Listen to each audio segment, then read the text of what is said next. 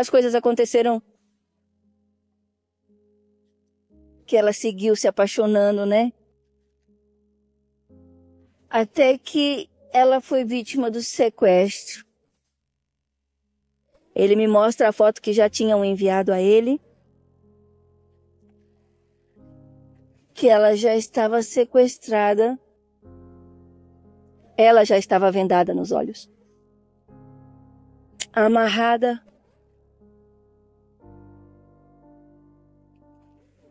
Para mim foi um golpe duro. Não soube o que fazer nesses momentos.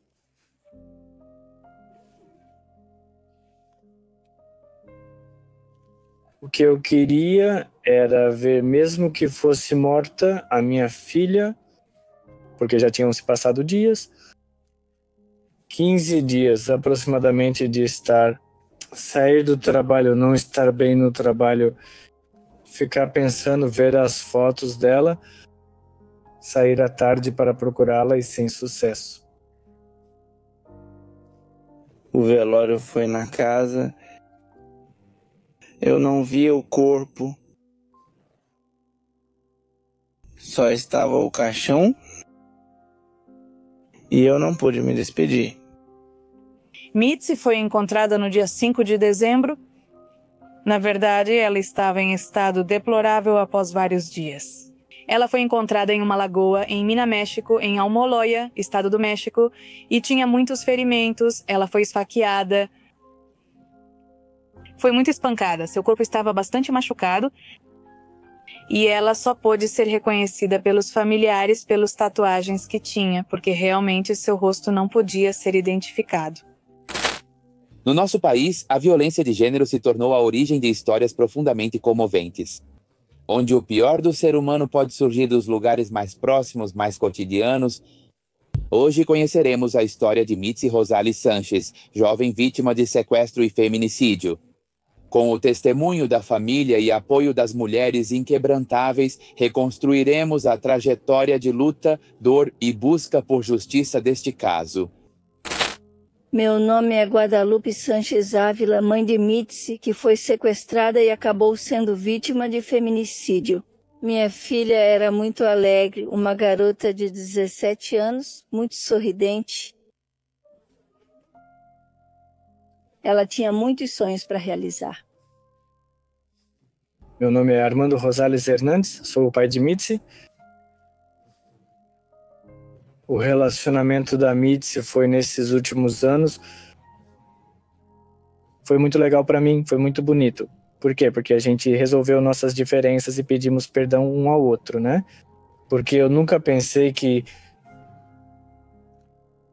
Bom, que ia acontecer o que aconteceu, né? Esse sequestro, né, esse feminicídio, eu ouvia na televisão, né, eu ouvi muitas vezes sobre pessoas que tinham sido sequestradas, né, mas você nunca imagina que vai sofrer e passar por uma dor muito, muito forte, né, que na verdade eu não desejo isso para ninguém, e a gente se dava bem, muito bem. O último dia em que estive bem com Mitzi foi no Dia dos Mortos, quando ela nos levou para comer no centro como uma família. Olha, Mitzi conheceu o Carlos porque ele era agiota. Ele chegou em casa para ver se queríamos empréstimos e eu pedi um empréstimo para ele. A partir daí ele conheceu minha filha. Porque às vezes eu saía e deixava os pagamentos com a Mitzi para ela entregar. Foi aí que ela começou a ter contato com ele, porque fui eu quem comecei a deixar meus pagamentos com ela. Porque nunca imaginei que essa pessoa, Carlos Camilo, porque era assim que o conhecíamos como Camilo, acabasse se apaixonando pela minha filha e minha filha por ele. Foi assim que eles começaram esse relacionamento. Bem, entre aspas, o relacionamento deles era bom porque minha filha dizia isso. Eu nunca concordei. Porque, bem, ela já era maior de idade, porque era uma pessoa maior de idade. Ele era quase o dobro da idade dela, porque ele já tinha uns 38 anos, mais ou menos. Mitzi tinha 17. Apesar de que ela já tinha tomado a decisão de, bem, viver a vida dela com o parceiro dela, né? Ele já era quase 18 anos mais velho que ela, mais ou menos. Ela tinha 17 anos naquela época. Nunca aprovamos esse relacionamento pela diferença de idade. Como ela conheceu Camilo, que na verdade era Carlos. E por meio da minha esposa, porque ele era agiota, tinha acabado de emprestar dinheiro para ela, tinha uma loja de móveis, e inclusive eu fiquei bravo com minha esposa por causa disso. Houve algumas diferenças porque ela tinha conseguido dinheiro com ele, e foi assim que Mitzi conheceu essa pessoa. Um dia, Mitzi precisou sair e entrou em contato com ele. E esse homem, com a diferença de idade, já tinha experiência, já tinha uma vida. Ele já era casado e quero acreditar que foi assim, com enganos, porque ela nos contava o que aconteceu com essa pessoa. Acho que ele é casado e que já vai se divorciar, mas nunca foi assim. Ela viveu com enganos, porque ele sempre dizia que já estava em processo de divórcio, que já estava divorciado e que já estava divorciado. Ele tinha filhos. E sempre houve esse empurra-empurra da Mitzi, mas tomamos a decisão de respeitar a decisão dela. Nunca concordamos, mas o que queríamos como pais era ver a Mitzi contente, feliz, realizando seus sonhos, porque ela tinha muitos sonhos. Apesar de já ter construído uma vida com esse homem, ela ainda tinha sonhos. Ela já não estava mais conosco, mas era muito próxima de nós, praticamente como se morasse ali com a gente. Às vezes ela nos visitava diariamente, outras se ausentava, mas sempre estava por perto. E ela foi uma parte fundamental na minha família como filha e como irmã dos meus filhos. Meu nome é Juan Miguel Rosales Sanches, irmão de Mitzi. Minha irmã tinha um parceiro chamado Carlos. Aproximadamente quando eles se conheceram, 37 ou 38 anos. Minha irmã tinha 17 anos naquela época. Eles se conheceram por meio da minha mãe e, depois de se conhecerem, se tornaram um casal. Bem, às vezes eu ficava na casa da minha irmã, porque quase sempre eu estava sozinha. Então ela me pedia para eu ir ficar na casa dela para fazer companhia para ela. E até mesmo, nas últimas semanas, no último mês do que aconteceu, eu fui ficar com a minha irmã. Ela me contava que se sentia muito triste, muito sozinha, que sentia medo porque achava que algo ruim ia acontecer. Então eu ia para a escola e dizia para ela que não podia. Fiquei só uns 2 dias lá. Mitzi, mesmo sendo menor de idade, começou um relacionamento amoroso com um homem identificado como Carlos, embora também se apresentasse como Camilo. Desde o começo, esse relacionamento preocupava os pais dela. Carlos era mais de 10 anos mais velho que ela, e com o tempo, a diferença de idade não foi a única coisa alarmante. Porque o relacionamento se tornou cada vez mais controlador e abusivo, cheio de sinais que acendiam o alerta ao redor da família dela. No entanto, apesar de suas reservas, os pais de Mitzi optaram por respeitar a decisão da filha. Quando eu tento falar com Carlos, porque anteriormente ele já tinha levado ela, ficou 3 dias sem trazê-la de volta e eu comecei a ligar para ele. E eu dizendo para ele que Juan Miguel tinha feito mal a Mitzi, para que ele trouxesse a Mitzi de volta para casa. E ele respondeu que, se eu quisesse, ele a devolveria, e se não, não, que era para a gente parar de incomodar. Então, quando eles voltam, bem, eu tento falar com Carlos, né? Eu pergunto, por que você fez isso comigo, sendo que minha filha era menor de idade? Ou com o que ele estava levando ela? Com que tipo de enganos? E ele me disse que não eram enganos, que ela já sabia o que queria, que por acaso eu é que ia procurar um namorado para ela. E eu disse, se for possível, sim, mas com você ela não fica, porque você é maior de idade e é casado. Ele disse, como você prova que sou casado? Já estou divorciado. Eu disse, quero um documento que comprove seu divórcio. Ele disse que sim, que ia me trazer, que estava em processo. Bem, no final das contas eu disse, porque você não gostaria que se metessem com seus filhos. e é minha filha. E uma vez ele ficou bravo, me disse, não, com meus filhos não se meta. Por que você está mexendo com minha filha? Sou mãe dela e preciso defendê-la. Você não pode dizer que não. Então ele disse, com a senhora eu não posso falar e com a senhora eu nunca vou falar. Ela disse, tenho que falar com seu marido. Eu disse, porque com meu marido sou mãe dela e ele é o pai. Então ele me disse, não, então quando eu quiser vou falar só com o seu marido, mais nada. Saiba que você vai falar com nós dois, não só com meu marido. Então foi quando comecei a perceber que Carlos era muito violento ao se expressar desse jeito. Muito raramente, pois ele sempre dava desculpas. Quando decidimos, dissemos, vou respeitar sua decisão. E se Mitzi dissesse, quero falar com esse homem, né? Ele sempre inventava desculpas, dizia que não estava ou tinha saído. E às vezes uma vez ele brigou com minha esposa, eu estava trabalhando com minha mãe e ia lá, mas ele disse, melhor a gente vir outro dia. E foi assim que ele fez. E ele nunca teve essa atitude, né, de aparecer para conversar. Quer dizer, porque eu realmente, se você quer ter um relacionamento com Mitzi, vamos conversar direito, não tem problema, nem fico surpreso. Não seria a primeira vez que uma pessoa mais nova se relaciona com outra pessoa e não sempre foi assim. Quando ele foi, estava bêbado, sem condições de conversar sobre assuntos sérios. E assim começou o relacionamento com Mitzi. E quando ela morava, nós falamos tudo um para o outro. Papai, me perdoa porque talvez eu te desobedeci, porque você quer o melhor para mim, e eu também, né? Como pais também erramos, já nos dávamos bem e tínhamos uma relação bonita e estável. Nunca houve chance de conversar com essa pessoa.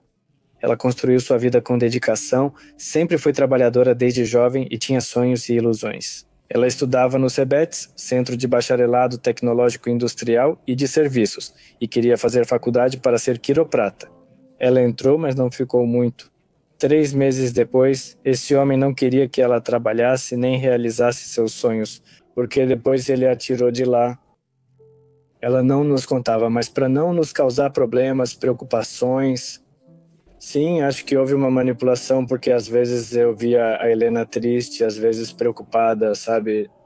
Ela tentava esconder, mas como pais percebemos quando nossos filhos estão preocupados, né?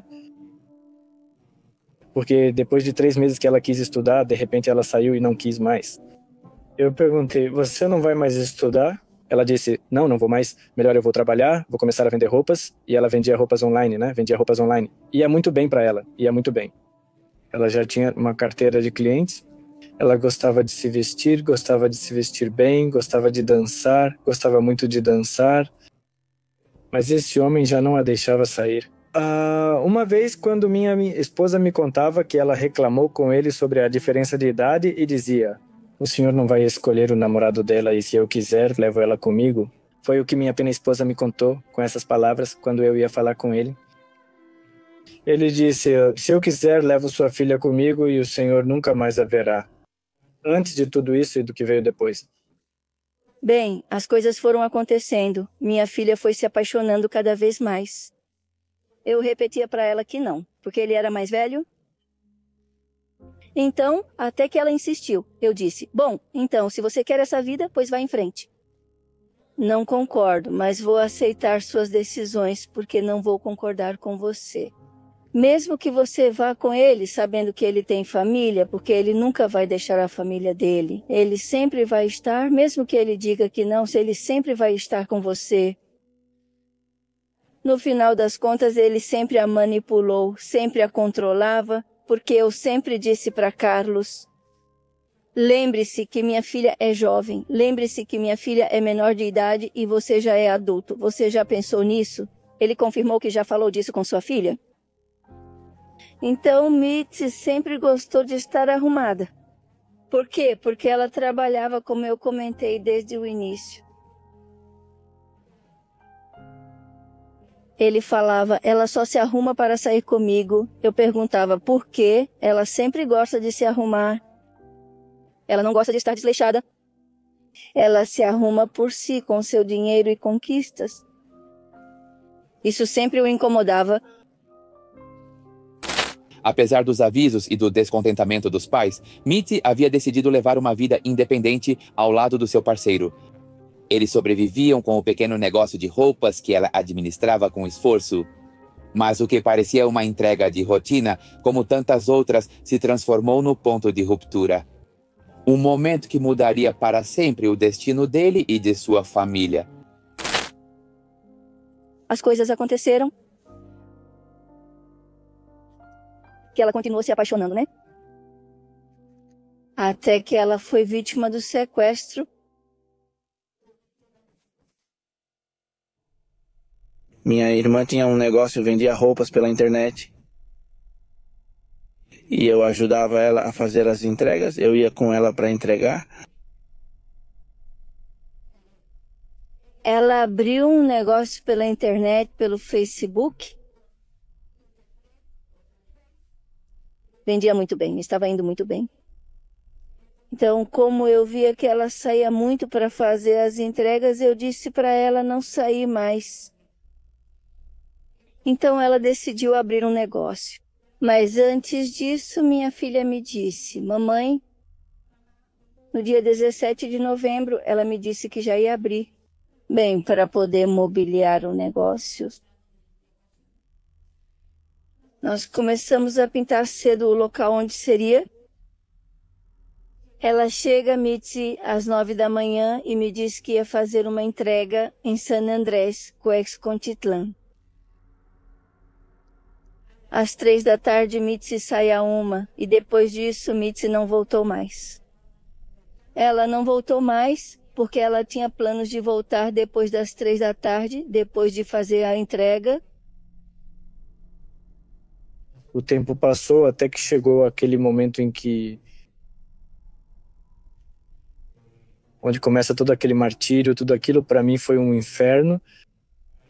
Naquela época eu trabalhava à noite, trabalhava em uma escola fazendo limpeza e eu já via muito pouco a minha filha.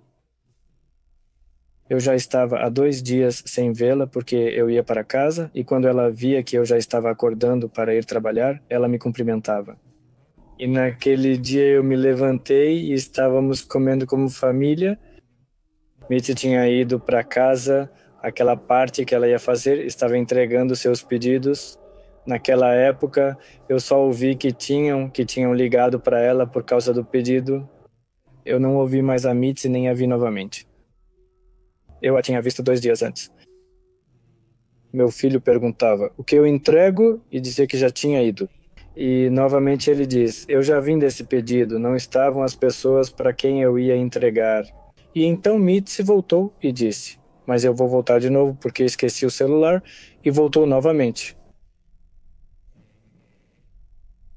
Me ligaram porque minha irmã me deu um chip de telefone para que eu a ajudasse a fazer as entregas. Era por ali que nos comunicávamos. E nisso, Mitzi atendeu, dizendo que ela já tinha ido, mas que não tinha encontrado a pessoa. Aí ela disse para o meu filho que se ligassem para ele era para dizer que ela estava indo novamente para lá para fazer a entrega. Depois disso não ouvimos mais a voz dela. Foi a última vez que ouvimos a voz da Mitzi. As horas foram passando e eu continuei ligando para a Mitzi para saber o que tinha acontecido com a entrega, mas não, ela nunca atendeu, a Mitzi nunca me atendeu. Continuamos ligando para ela e ela não atendia, porque na sexta-feira íamos sair cedo para fazer as compras. Ela também não me atendia, as mensagens chegavam para ela, mas nunca me respondeu. Eu ligava e ela também não atendia. Eu perguntava para ela o que estava acontecendo, por que ela não chegava. E antes do pai dela sair para o trabalho, eu disse para a gente ir vê-la na casa dela, porque ela morava separada. Aí encontramos a casa fechada, não tinha ninguém, voltamos para casa. E eu continuava ligando para ela e ela também não atendia. Depois disso, mandaram uma mensagem para ver o que tinha acontecido, se ela tinha ido entregar. Já não. As mensagens chegaram, mas ela já não respondia. Então, passou um dia e a gente não sabia de nada. No dia seguinte, 18, por volta das 11h30 da noite,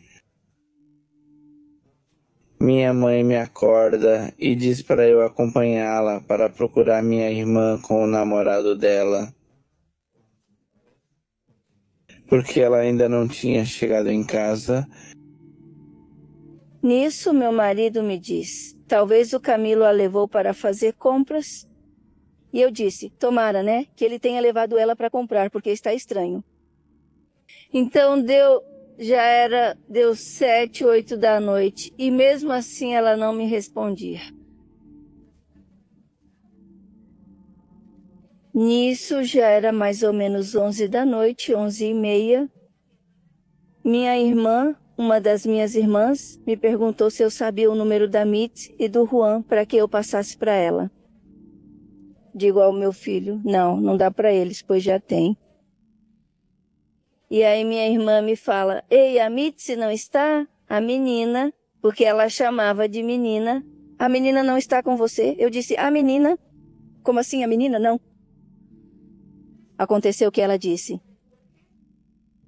O que acontece é que Camilo está lá fora e está procurando a menina. Como assim está procurando a menina? Eu pulei da cama porque eu já estava na cama.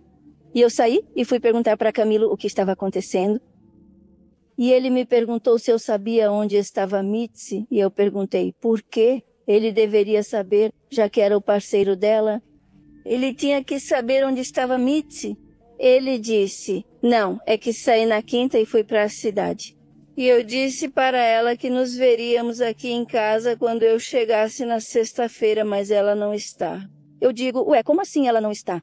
E ele me diz: bom, você, como mãe dela, deve saber onde ela deve estar. E você, como parceiro dela, também deveria saber onde ela está. Porque minha filha, desde que foi embora, desde o momento em que ela foi com você, minha filha deixou de ter amizades. Ela não tem nem amizades, não tem nem amigos. Porque tudo bem, agora você proibiu, não foi? A única amiga que ela tinha, te digo, é a Jéssica. E ela me pergunta: você sabe onde ela mora? Eu disse: sim. Então vamos vê-la, mas ela já está casada. Pelo que eu sei, ela não mora mais aqui. Mas eu sei onde está a avó dela, para que ela nos diga onde ela mora, para irmos vê-la. Nós fomos e nos deram o número de telefone da amiga, mas nunca a encontramos. Depois voltamos e ela me disse: então vamos à casa dela novamente para ver se ela já voltou. Fomos até a casa dela. O Camilo fingiu que começou a procurar entre as coisas dela, disse que estava tudo certo, que não tinha tirado nada. E fomos ver e eu disse: então vamos falar com a Jafete, que foi quem entrou em contato com a cliente, para que ela me diga quem é a cliente para que eu possa entregar o pedido. Bem, ele hesitava, dizendo que sim, e não queria nos levar. Porque ele ficava o tempo todo no telefone. Ele ficava o tempo todo no telefone e só depois acabou nos levando. Fomos, batemos na casa do Jafete, ninguém atendeu. Aí ele acabou nos levando de volta para casa e vimos as coisas de novo. Ele disse: não, ela não voltou, as coisas continuam do mesmo jeito. E agora, para onde vamos? Onde procuramos por ela? Falei para ele: não tem jeito, precisamos procurá-la nos hospitais ou ver onde mais buscar. Foi quando nós decidimos ir aos hospitais procurar por ela. Começamos a procurá-la, nos disseram que não, que nenhuma moça tinha chegado a nenhum hospital.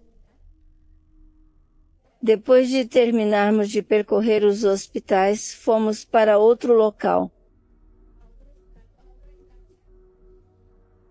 E nos disseram: bom, como sua filha não está aqui, então podem ir direto ao Centro Médico Forense, porque já faz muito tempo, talvez possa ser. Fomos ao Centro Médico Forense e informaram que nenhuma moça havia sido registrada. Porque, no fim das contas, era final de semana e eles já não podiam nos atender. Eles nos mandaram emitir o alerta de menores desaparecidos, então fomos fazer isso. fomos a Matlacincas para registrar o boletim de desaparecimento. Mas lá me perguntaram se Mitzi era casada ou solteira, e eu disse que sim, que ela era casada, e me perguntam, e você, o que é dela? Eu digo, sou a mãe. Me dizem, você não pode denunciar, quem fará isso é a parceira dela. Então eu saio e falo com Camilo. Eu digo, Camilo, você que tem que fazer a denúncia porque eu não posso fazer. Como assim? Você é a mãe, então tem que fazer. Eu digo, mas me disseram que, como ela já mora com você, é você quem deve fazer. Então ele passa, mas na hora que começam a perguntar o nome dele,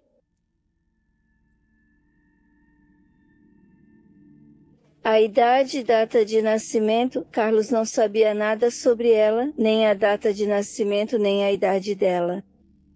Então me chamam de novo para que eu fosse dar os dados.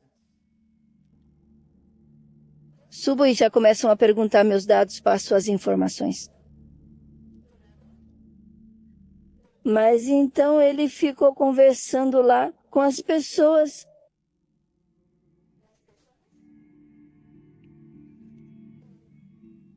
Nisso, começaram a me perguntar como era a Mitzi, porque a Mitzi era uma garota muito sorridente, muito alegre, gostava de dançar. Ela saía muito com os irmãos, porque ela tem 2 irmãos, né? São Juan Miguel e o outro pequenininho, Alexander. Então me diziam, mas você, talvez sua filha, você deve saber onde ela está. Eu digo, pois não, eu não sei onde ela está. Ela ia fazer uma entrega, dessa entrega minha filha não voltou mais. Por isso nos enviaram aqui para registrar o boletim de ocorrência. Já passou, saímos para registrar o boletim, saímos por volta das 6 da manhã. Não falei nada para o meu marido para que ele ficasse tranquilo no trabalho, simplesmente fui com Juan Miguel e com uma das minhas irmãs.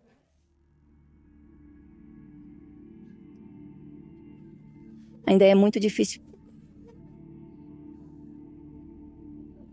lembrar de tudo.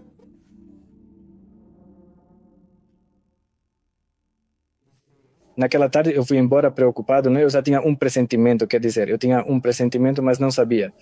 Eu me sinto preocupado, não quero ir trabalhar, eu queria voltar do trabalho.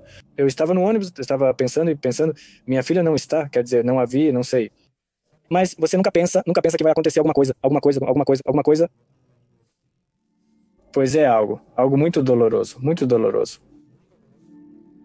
E eu fui trabalhar, eu estava inquieto no trabalho até que minha esposa me ligou. A Mitzi não aparece, ela não aparece, já fomos à Cruz Vermelha, já foram a abrigos e ela não aparece. Estamos em Matlancincas e eu já pedi permissão, já era muito tarde e me disseram, sim, sem problema, pode ir, mas já era noite.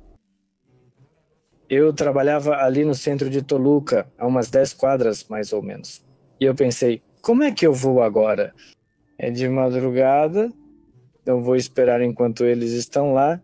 Contei à minha esposa, disseram que sim, que vão permitir. Fui por volta das 6 da manhã quando saímos. Fui correndo e naquela hora eu estava chorando, eu estava preocupado porque já não tinha visto minha filha. E se aconteceu algo com ela? Já com aquela angústia de pensar, o que aconteceu com ela? Um acidente, isso, aquilo, e pedindo a Deus para que ela voltasse, que eu queria vê-la e ia chorando, né? Cheguei e o Carlos já estava lá, minha esposa estava lá, meu filho e minha cunhada, né? Já denunciaram o desaparecimento. O que houve? E fomos para aquele hotel onde ele desceu. Foi só aquela vez que ele desceu para perguntar se tinham visto a Mitzi, que uma moça sim, que tinham ido, que tinham frequentado aquele lugar. E fomos embora e isso já era de manhã, já fomos de manhã, decidimos em família pegar panfletos. Nós nos organizamos com a família para ir colar, porque nós somos do povoado de São Paulo, o Topã. E onde sabíamos que minha irmã ia fazer a entrega era na parte de San Andrés Cuexcontitlán, que faz parte de Toluca. São 2 municípios, ou melhor, povoados muito próximos. Então nós nos organizamos, tiramos as cópias, fomos colá-las. Nisso, Camilo sumiu, Camilo desapareceu de nós.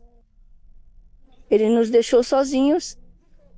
Ele disse, vou para casa, vou me trocar, depois eu volto.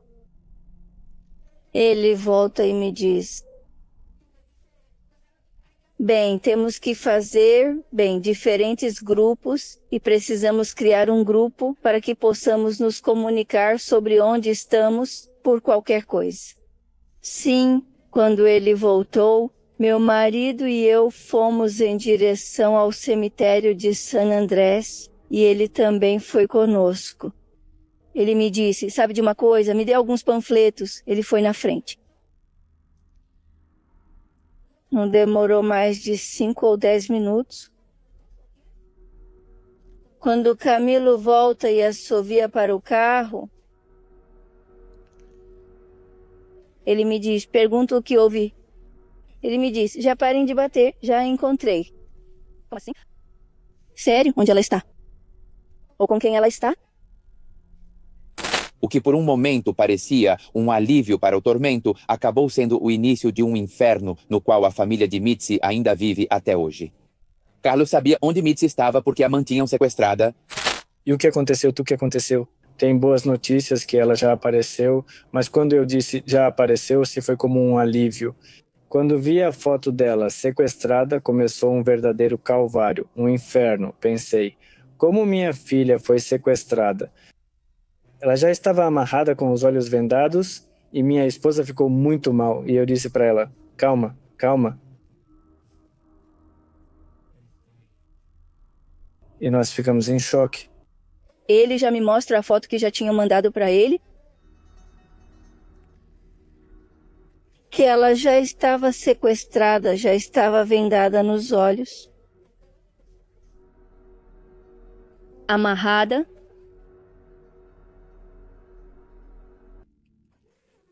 Para mim foi um golpe muito duro, que eu não soube o que fazer nesses momentos.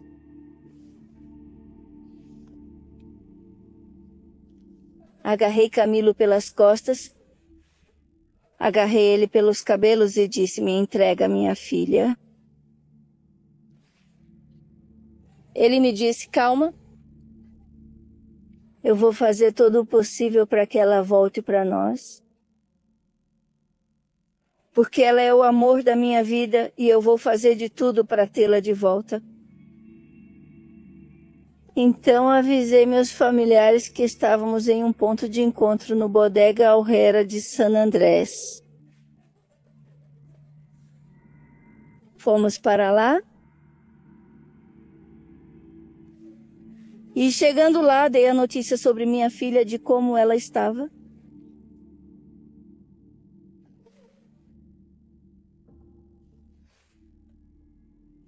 Nisso, Camilo disse, tinha uma viatura ali.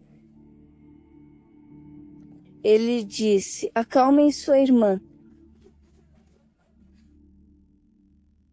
Eu vou falar com a viatura, ela está ali.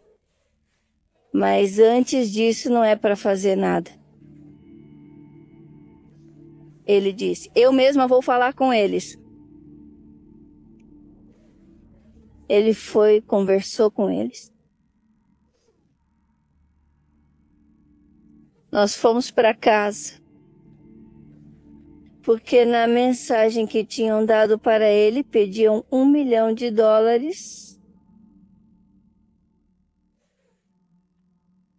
Pediam $1 milhão? Não, nada a ver. Quer dizer, nunca, na minha vida, eu nunca vi 1 milhão, muito menos 500 mil pesos. E só hoje eu percebo que essas pessoas que a sequestraram, bom, não sei, não sei por que colocaram 1 milhão de pesos, depois 1 milhão, depois 500. Já fomos nos reunir nesse ponto que ele disse. Na Bodega Aurrera nos reunimos em família e Mitzi apareceu. E agora, o dinheiro? Mas esse nosso erro foi que ele sempre esteve lá. aparentava preocupação, dizendo que a tiraria de lá, que nada aconteceria e que juntaria o dinheiro. E não foi assim. E nos reunimos na casa do meu cunhado e já estávamos todos lá. E o que vamos fazer? Eles pedem isso pra gente, né? E agora? Vamos juntar dinheiro, não se preocupem, vou vender isso e aquilo. Então fomos para casa para ver como a gente ia fazer com o dinheiro. No domingo, a gente ficou lá. Fomos buscar o dinheiro para juntar o valor solicitado, porque era a quantia que tinham pedido para a gente pagar o resgate. Era para segunda-feira, dia 21, às 3 da tarde. Eles queriam o dinheiro.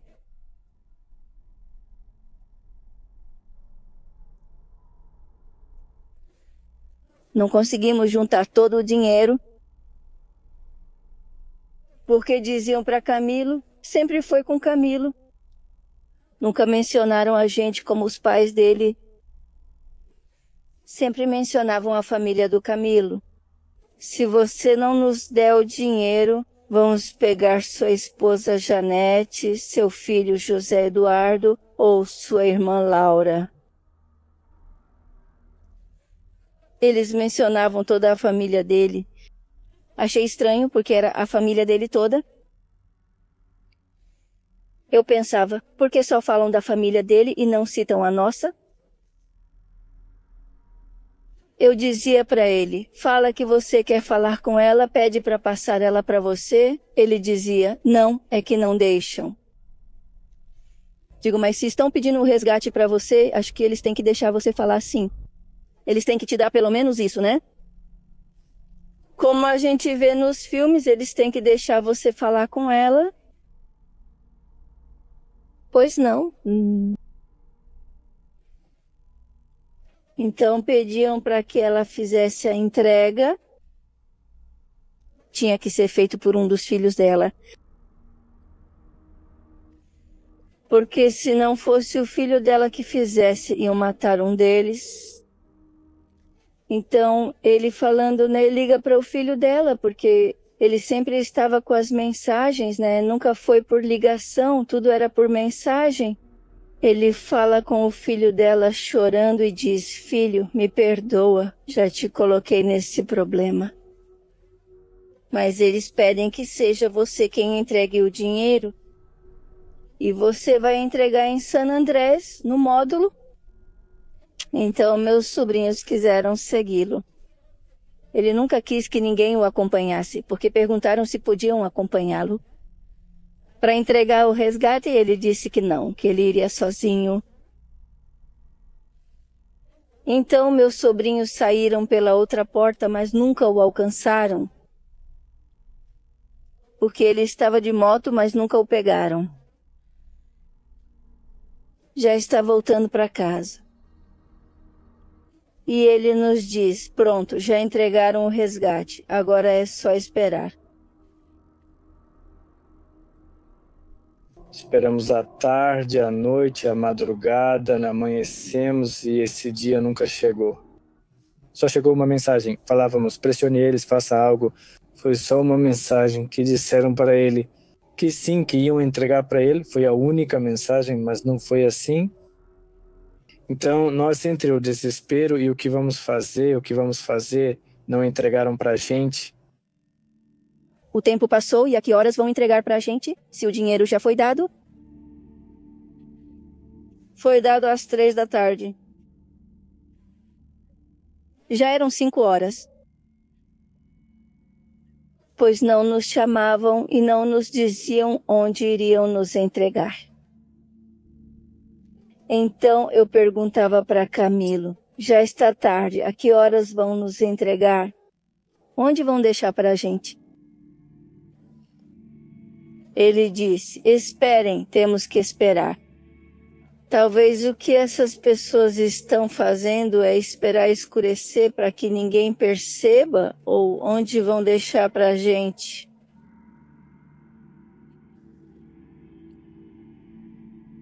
As horas passavam. Estávamos preocupados, pensando onde e quando nos ligariam para buscá-la. Deu 10 horas, 11 horas e continuávamos acordados. Amanheceu e nunca nos ligaram, nunca a entregaram para nós.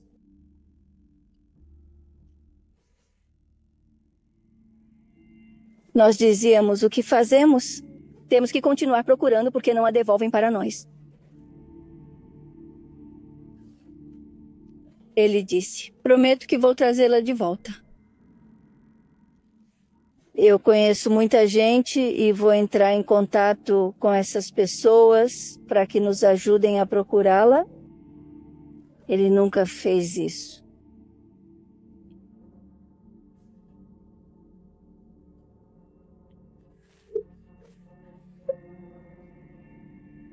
Naquela hora, eu pensei que ele tinha chegado em casa. Ele chegou com algumas pessoas e eu pensei que eram pessoas que ele tinha chamado para nos ajudar a procurá-la. Mas não foi assim. Era a polícia. Mas antes disso, ele nos disse: não devemos avisar as autoridades. Vamos resolver tudo nós mesmos. Porque a justiça não faz nada.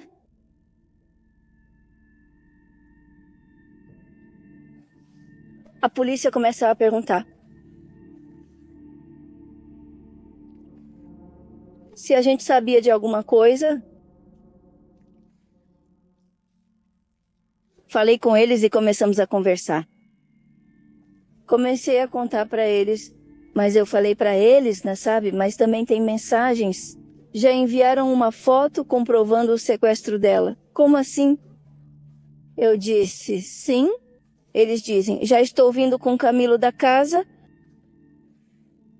E ele nunca me disse isso. Eu digo: ele tem a fotografia porque enviaram para ele. Falam com ele e dizem para ele entrar.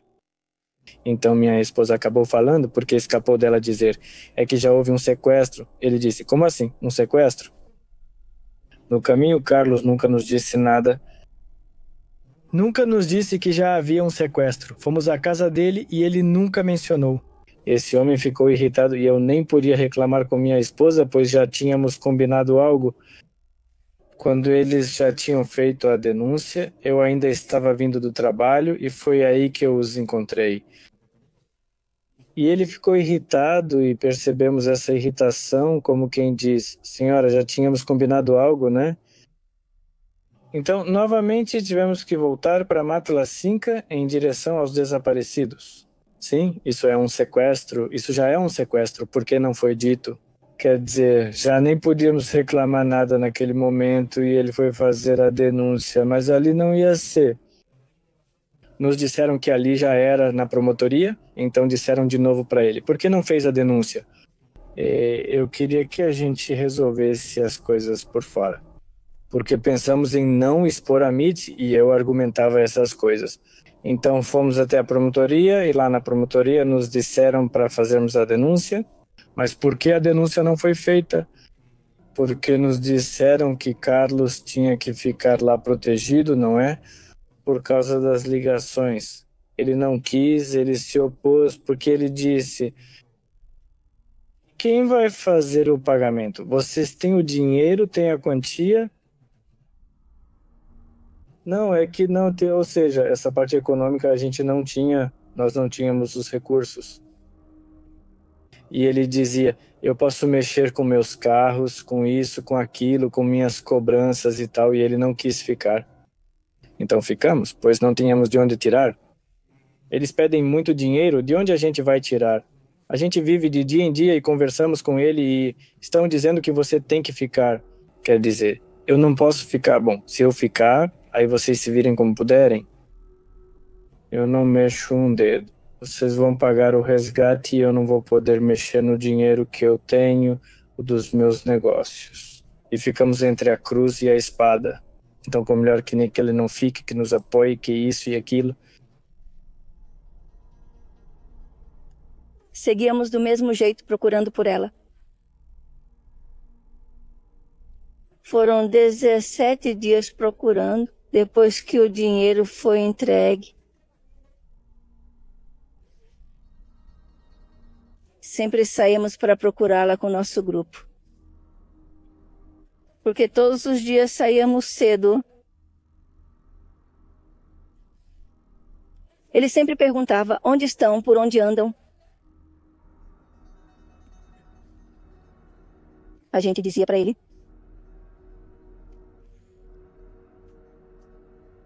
Porque ele nunca foi assim nem presente conosco.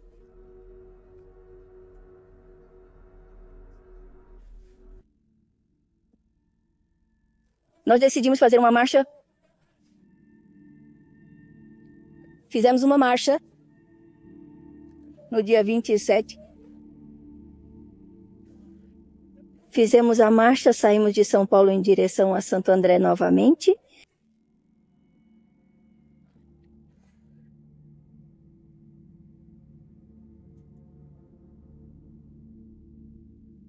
Não vimos nada, não tivemos nada. Me chamam de novo na promotoria porque já estávamos seguindo.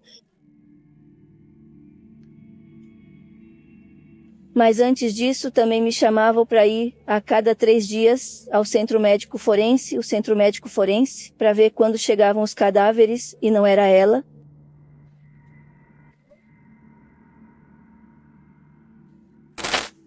Desesperado e buscando esperança, o irmão de Mitzi fez um gesto engenhoso.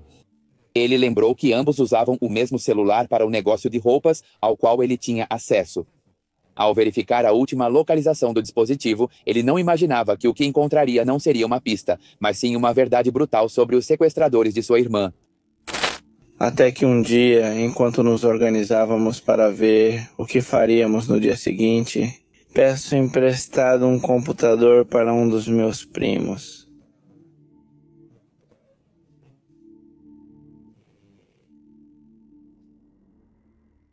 Coloco o e-mail da minha irmã.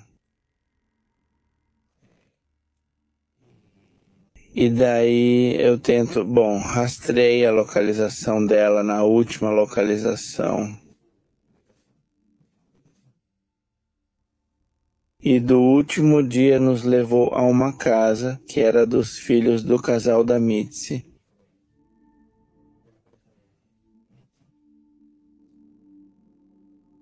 Então todos nós ficamos tipo, porque o telefone estava lá?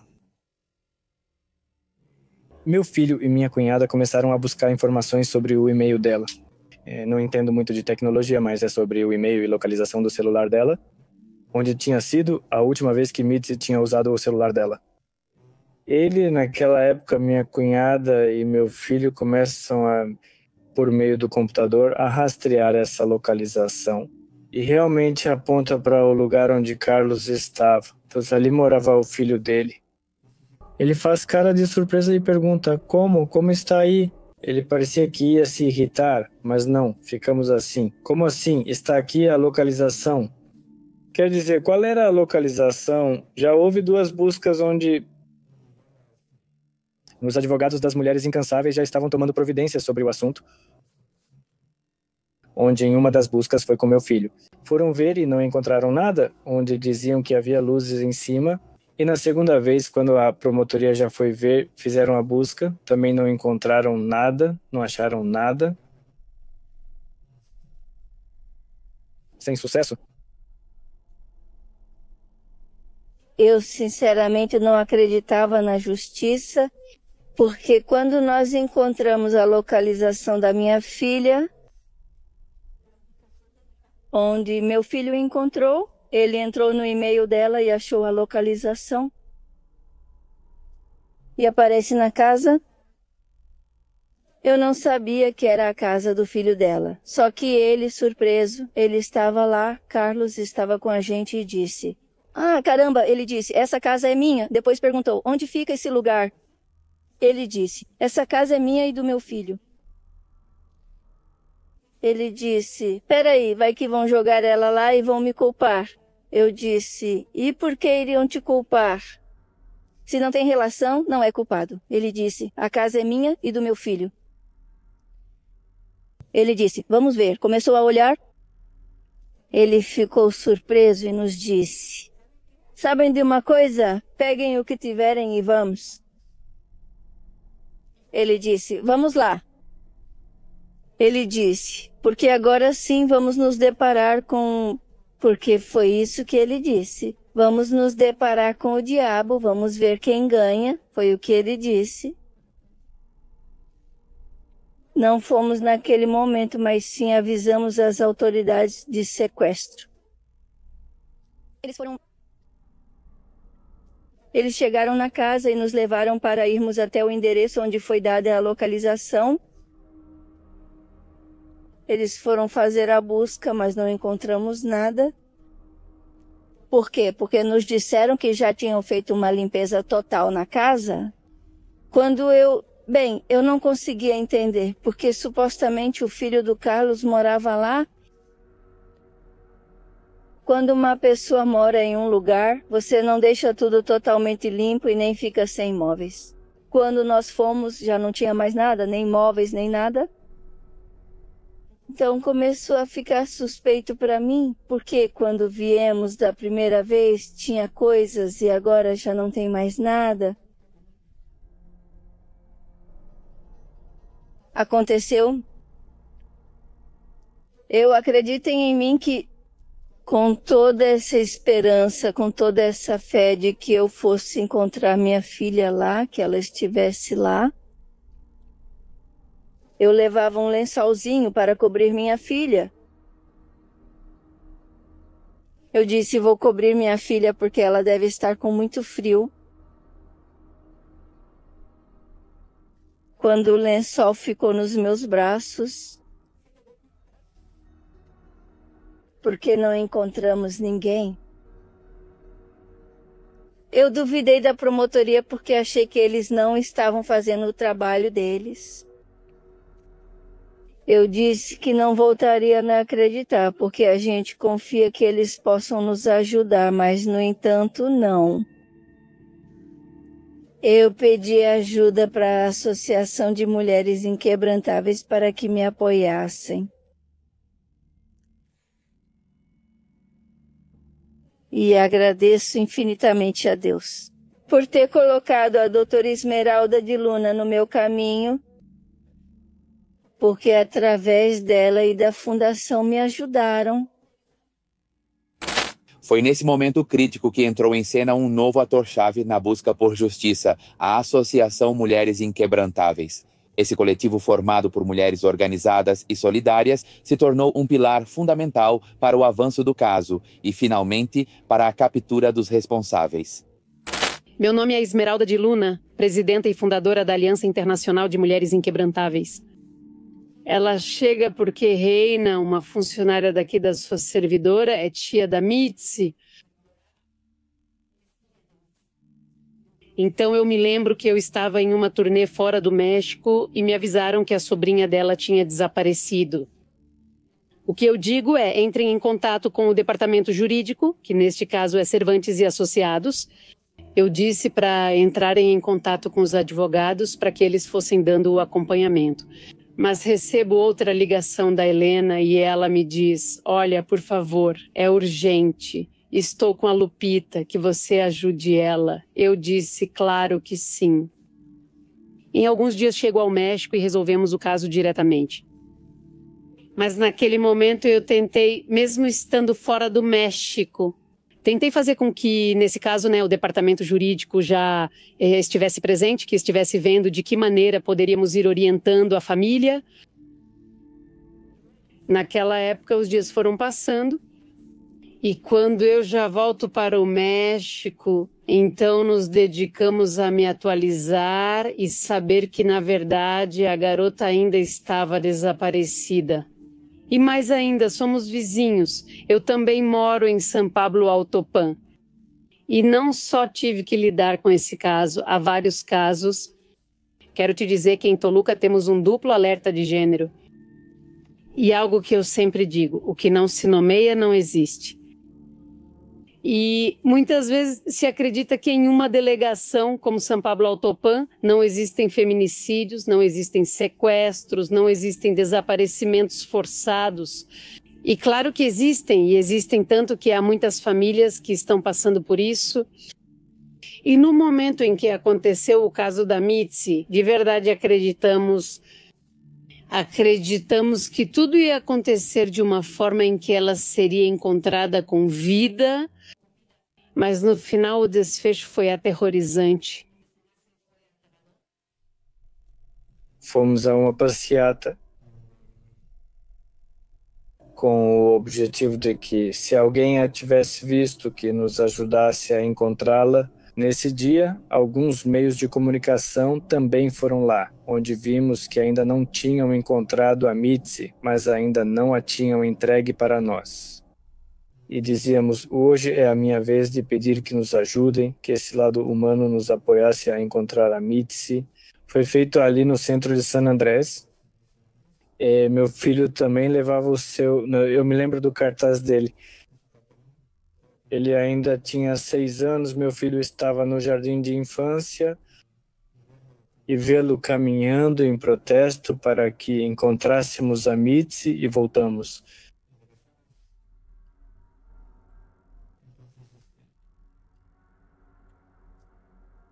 Fomos para casa, fomos conviver, comer e foi só isso.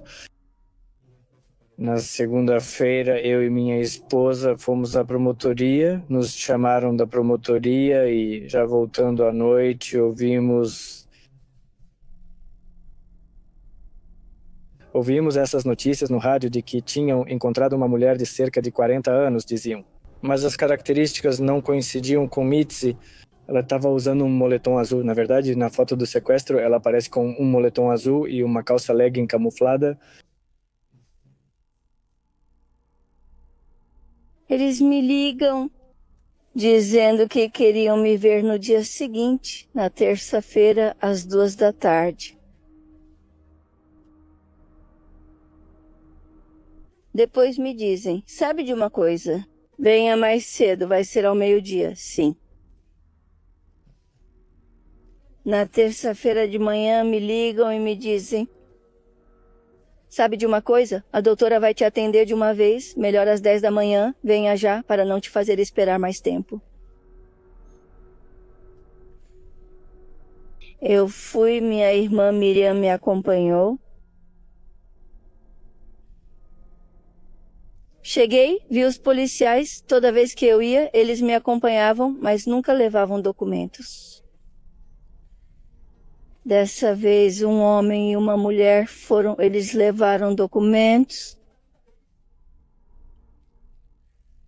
Eu olho para eles e falo: estranho, né? Porque eles estão com documentos. Eles começam a entregar nas janelas. Eu digo: tem algo errado. Por que eles estão entregando documentos se nunca entregaram documentos antes? A polícia me disse: vão fazer testes de DNA, ácido desoxirribonucleico. Eu disse: já fizeram em mim. Vão coletar tudo de você. E eu digo: já fizeram isso comigo, para quê? O tempo passou e ela disse: vamos ao centro médico forense. O centro médico forense... Eu disse: bom, é como todos os dias quando eu venho. Nunca imaginei encontrar minha filha ali naquele momento. Foi algo muito, muito horrível para mim, porque, como toda mãe, eu queria encontrar minha filha viva.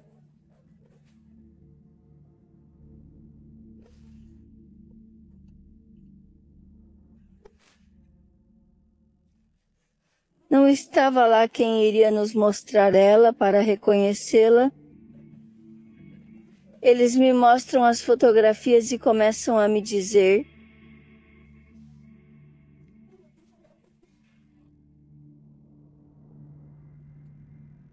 se eu estava bem. Eu disse que sim. Passo.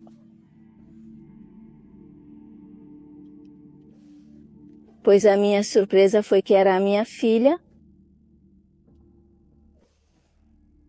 porque começaram a me mostrar as tatuagens que ela tinha.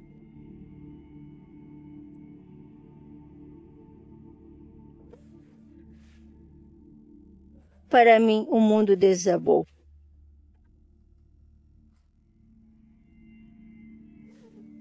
porque era inconsolável para mim não ter minha filha.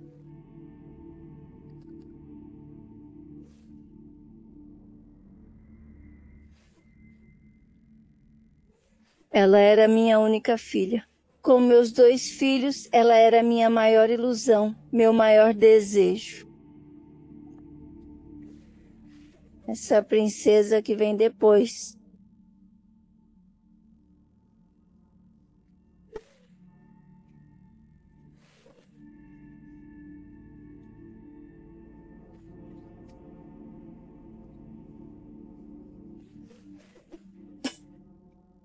Eu já tinha perdido um emprego porque não podiam mais me dar tantas permissões e tive que arrumar outro. E eu estava na hora do almoço e minha cunhada me ligou dizendo: você pode vir aqui ao Instituto Médico Legal. Lá na promotoria, bem ao lado, fica o instituto onde encontram os cadáveres. E ela dizia: acho que já encontraram, ou seja, eu já tinha um pressentimento de que acho que já encontraram minha filha. Talvez seja aquela pessoa que tínhamos ouvido falar um dia antes. E eu cheguei lá e minha esposa estava bem arrasada, né? Porque ela só tinha visto por fotos, porque não tinham dado acesso a ela, porque não estava a pessoa que podia fazer todo o reconhecimento. Mas tudo, a mãozinha que Mitzi tinha daqui, tinha uma cruz nas costas, tinha uns 3 tatuagens, eram os da Mitzi. E me perguntaram como o senhor se sente. O senhor se sente forte? Eu sei que é algo doloroso, eu sei que é algo forte. E eu digo: sim, estou, pois eu me sinto forte para ver a Mitzi. O que eu queria era ver mesmo que fosse morta minha filha, porque já tinham se passado dias. 15 dias aproximadamente de estar, sair ou não estar bem no trabalho. Ficar pensando, ver as fotos dele. Sair à tarde para as buscas e sem sucesso. Chega um ponto em que pelo menos você quer encontrá-la morta. Pelo menos, né? Porque eu ouvi casos em que não encontraram até hoje. Não encontraram e eu disse: eu ainda vou encontrar minha filha. E se todas as tatuagens, roupas e tênis dela coincidissem? Quando me mostraram de novo lá embaixo, isso foi com uma advogada que estava lá em cima, onde eles chegam, e depois de novo lá embaixo me mostraram umas fotos e os tênis que ela usava. Ela estava de bruços e minha esposa e eu, então eu tentei ser forte, que precisávamos estar unidos para seguir em frente. Depois, tentamos tirar a Mitzi porque queriam fazer o teste de DNA. Ele disse: mas vocês têm que esperar mais tempo para que realmente tenham certeza de que Mitzi, e aí demorou para poder tirar a Mitzi. E aí nos levaram e perguntaram se eu queria vê-la. Minha esposa queria entrar para ver o corpo. E eu disse: eu vou entrar. E ao entrar, entrei com meu irmão.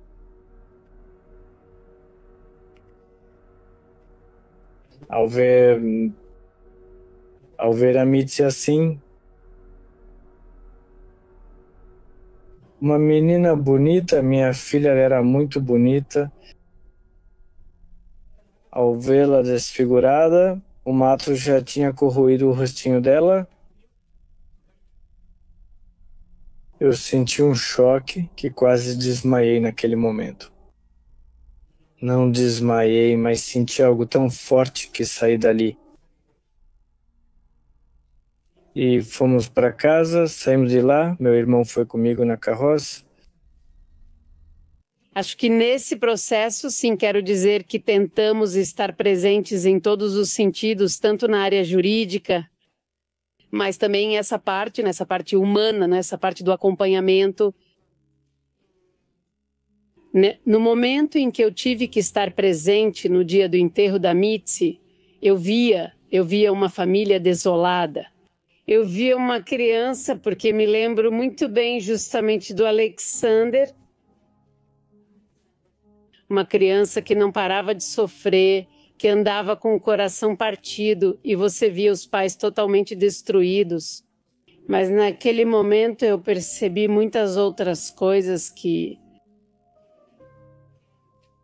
Bem, obviamente você não menciona, porque no final quem faz as investigações é o Ministério Público. O velório foi na casa. Eu não vi o corpo, só estava o caixão. E eu não pude me despedir. Quando ele... Porque não deixaram ele entrar para vê-la e reconhecê-la. Uma das minhas irmãs disse: por favor, moço, deixe pelo menos o companheiro dela vê-la.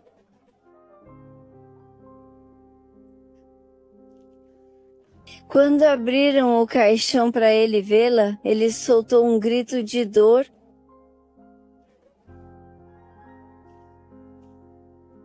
Como se realmente estivesse sofrendo. Um dos meus irmãos o abraça, meus sobrinhos se aproximam dele, começam a abraçá-lo, mostram todo o apoio da família.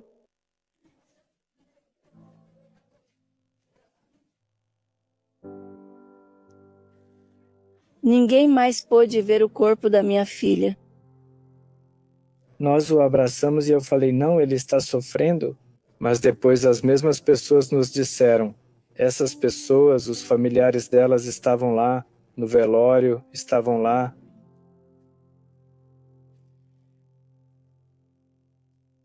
Começamos com os terços, mas ele sempre estava bêbado. Foi no primeiro terço, no segundo, no terceiro ele já não foi, nem no quarto, só apareceu no quinto. Mas me surpreende, pois Mitzi sempre usava uma corrente e nunca tirava. Ela nunca tirava, nem para tomar banho ela tirava. Quando eu vi Camilo usando aquela corrente, fiquei surpresa e disse, não pode ser, porque ele está com a corrente. Aquela corrente era da Mitzi. Quando nos mostram a Mitzi não estava usando nem a corrente, nem os anéis que ela costumava usar. Porque ela também não tirava esses anéis. Ela já não tinha mais os anéis na mão, nem a corrente. Eu perguntei para ela. Quando me mostram a Mitzi, eu perguntei para eles. O que aconteceu com o que ela já estava usando, a corrente e os anéis? Me disseram que ela não tinha nada. Que ela não estava usando nada. Se no dia em que eu a vi pela última vez ela estava usando. Então, quando eu vejo o Carlos, eu digo para minha família, entro em casa e falo, sabe de uma coisa? Acabei de perceber uma coisa e eles me perguntam, o quê? Camilo está usando o colar da Mitzi. Eles me perguntam, como assim? Mas não digam nada, fiquem quietos, façam de conta que não sabem de nada. Que eu não percebi que ele está usando o colar. E porque a promotoria praticamente não nos apoiou como deveria, quem impressionou, quem colocou força para dar seguimento ao caso de Mitzi foram os advogados das Mulheres Inquebrantáveis, foram eles que começaram a pressionar, e é um processo que eles, como advogados, conhecem. A gente volta a dizer para o pessoal da promotoria que ele estava usando a corrente. Foi quando aí sim os advogados começaram a pressionar a gente. E com a promotoria indo mais a fundo. Para que pudessem esclarecer as coisas. Depois de viver aquele dia, nós nos dedicamos imediatamente a nos reunir com a família e fazê-los saber que eles não precisavam passar por esse processo de forma mais dolorosa do que já era.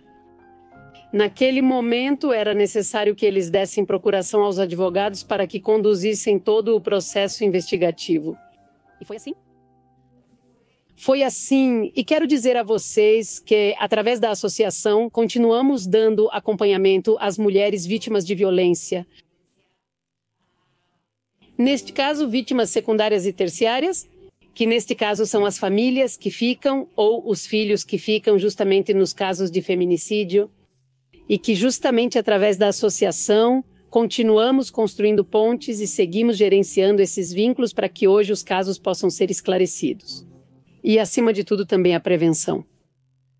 Trabalhamos através da prevenção, de conscientizar a sociedade, de mostrar que cada uma das histórias que acompanhamos, no fim, elas devem ser um testemunho para que no futuro possamos ajudar na prevenção de outras possíveis vítimas.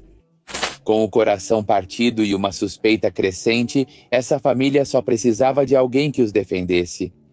Foi então que a Fundação interveio, oferecendo o apoio jurídico e humano necessário para garantir que a lei fosse cumprida. Então, a seguir vamos ouvir a advogada Carla Adriana Cervantes, que vai nos explicar como foi esse processo. Sou Carla Adriana Cervantes, advogada, e em relação ao caso de Mitzi, fomos convidadas pela Associação Mulheres Inquebrantáveis, do Escritório Cervantes e Associados. E bem, nós como escritório sempre assumimos um caso pro bono, e neste caso nós assumimos esse caso, acolhemos como nosso. Nós iniciamos o apoio jurídico a pedido da associação. Entrevistamos os senhores que relataram o ocorrido em 17 de novembro de 2022 e nos nomeiam como suas advogadas. Comparecemos à delegacia de sequestros. Naquela ocasião, fomos atendidas pela oficial responsável. Bem, o Ministério Público que estava responsável e o Dr. Gabriel Estrada, e começamos junto com ele, lado a lado, a fazer a investigação de campo, a verificar os depoimentos. Naquela época, Mitzi tinha um companheiro. A senhora disse que Mitzi iniciou um relacionamento com Carlos, que também o conheciam como Camilo, e teve um relacionamento com ela quando ela tinha 17 anos e sofria violência familiar. Essa pessoa ela era controladora, ciumenta, e desde os 17 anos ela se relacionava com ele. Mesmo casada, essa pessoa tinha filhos mais velhos que Mitzi. Mas tudo bem. Ela nos conta que a garota foi fazer uma entrega e que às 4 da tarde do dia 17 de novembro de 2022. E desde então, não souberam mais dela. Quando nós fazemos a investigação junto com o agente do Ministério Público, percebemos que o marido dela, o companheiro dela na época, Carlos, a pessoa que denunciou o desaparecimento, apresentou contradições nos depoimentos. E o tempo todo ele pedia para que só levassem em conta o depoimento dele, que não queria envolver a família dele. E depois descobriu-se que ele tinha, no dia 19, dia 19 de novembro de 2022, ele tinha recebido mensagens pedindo um resgate pela Mitzi, que pediam $1 milhão. Mandaram para ele algumas fotos onde ela estava amarrada e com os olhos vendados. Então havia alguns números, 2 números dos sequestradores que se comunicavam com ele, e depois ele pede, os sequestradores pedem, baixam até 300 mil pesos. Em 21 de novembro de 2022, uma segunda-feira, o pagamento do resgate foi entregue. Mas antes que o pagamento do resgate fosse feito, a família nos contou que Carlos só pedia que os sequestradores diziam que só o filho dele podia fazer o pagamento do resgate. Porque senão eles iam pegar a esposa dele, Janet, ou o irmão dele, ou os outros filhos dele, né? Então isso foi algo que chamou muito a nossa atenção, porque no final, quem tinha sido sequestrada naquele momento era a Mitzi. De qualquer forma, as ameaças deveriam ser para a família dela, não a dele, né? No entanto, a família nos disse que o Carlos ia levar esse dinheiro, ele não deixou que ninguém o acompanhasse. Eduardo, seu filho, é quem paga o resgate. Ele diz que são pessoas colombianas, porque eram pessoas negras, e que só chegaram a um mercado em San Andrés, na parte do município de Toluca, e eles arrancam a bolsa com o dinheiro dela e vão embora. E nesse momento é quando, depois de pagar o resgate, eles esperam alguns dias e, infelizmente, a entrega de Mitzi não acontece. E é quando decidem ir diretamente à delegacia de sequestros, onde recebem todo o apoio e facilidades. Nesse momento já eram 17 dias em que estiveram investigando para descobrir onde ela estava. Ainda assim, ela seguia desaparecida. O corpo de Mitzi só foi encontrado em 5 de dezembro de 2022 e é nesse momento que nos pedem apoio, porque de um sequestro já se transforma em um homicídio ou um sequestro que resultou em morte. E é quando nos pedem para entrar de vez e investigar o que realmente tinha acontecido. Quando temos essa intervenção e podemos observar o que havia na pasta de investigação, percebemos que dias antes tinha sido realizada uma busca e apreensão na casa do filho de Carlos, e eles chegam a essa busca porque o irmão mais novo de Mitzi conseguiu acessar o e-mail dela. E ele percebe que a última localização do telefone de Mitzi está exatamente na casa do filho de Carlos, o parceiro dela. O que é muito estranho, porque ela supostamente ia fazer a entrega do que tinha vendido no dia 17 de novembro para uma cliente.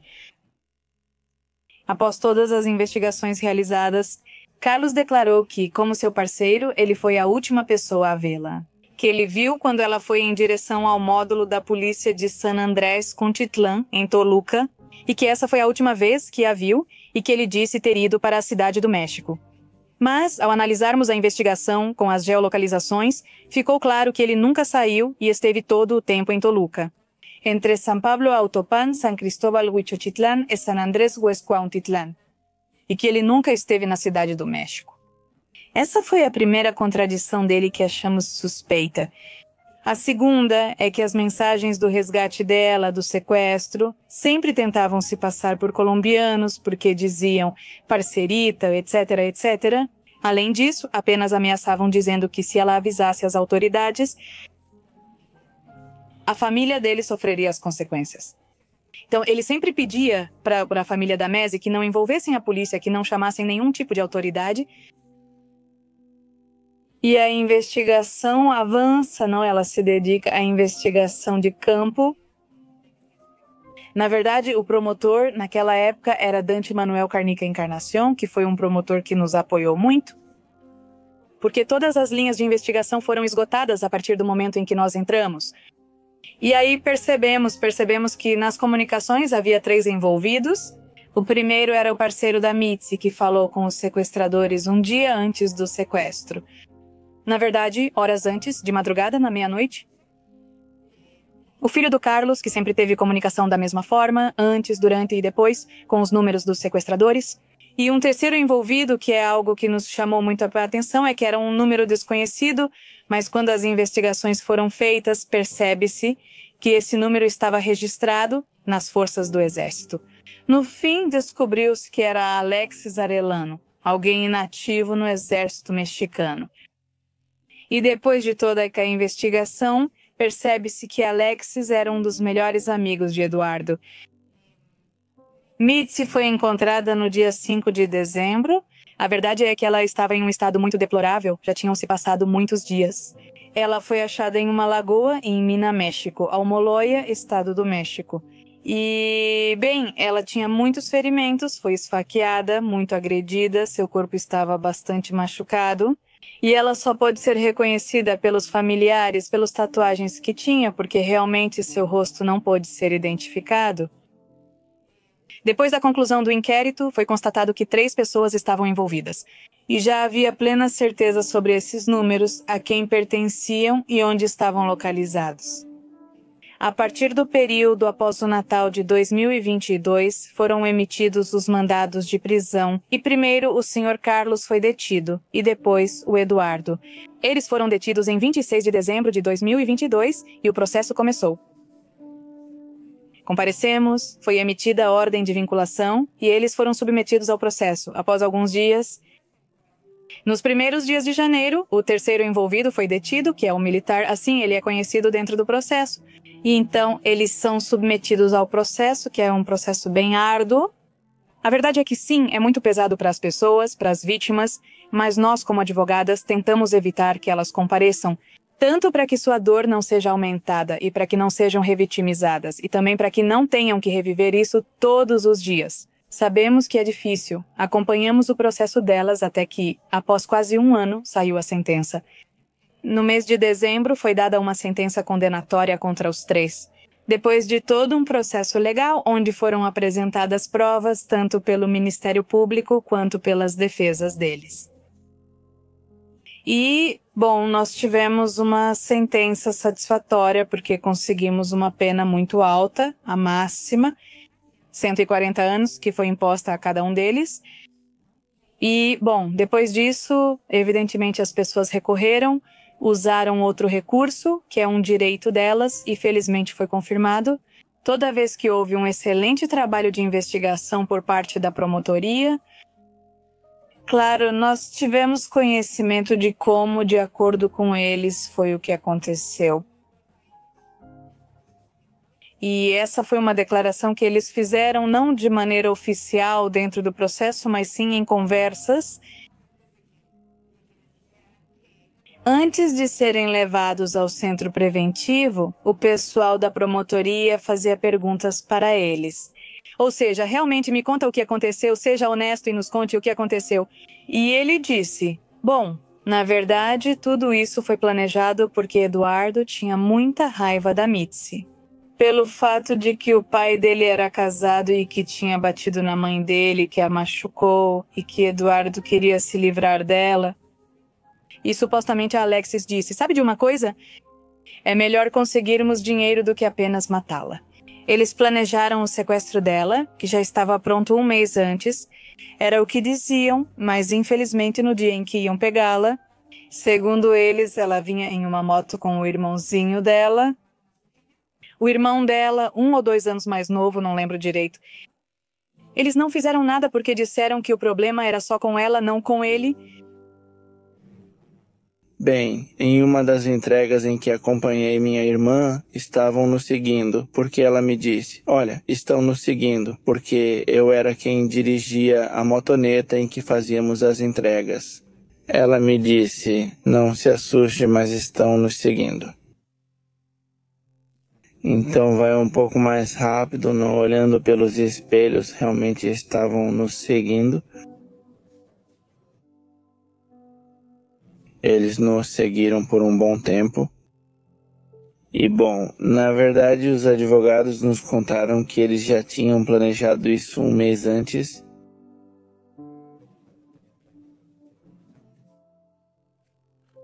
E que daquela vez, quando eu estava com minha irmã, eles iam sequestrar nós 2. Mas que quem ia cumprir o mandato da pessoa